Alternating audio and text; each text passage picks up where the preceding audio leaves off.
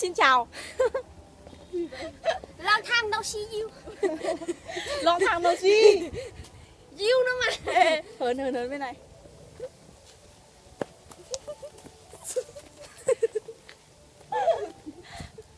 Và bây giờ các bạn sẽ được trải nghiệm cầu treo. Nhìn Đi, bị lem. cái này phải là lem son không? Bị lem đúng không? Đây là lem kiểu Cái đỉnh. mụn đấy. Không phải lem đấy. Lem phòng. Cái ngay hồi này phá mà.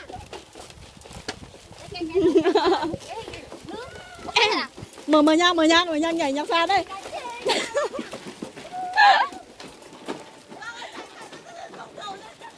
Ô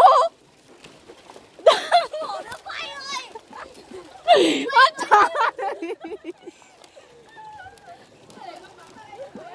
Để ta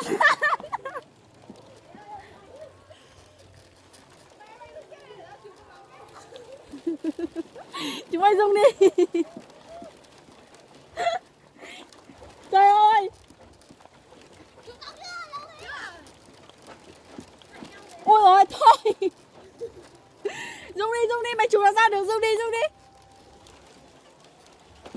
Ôi.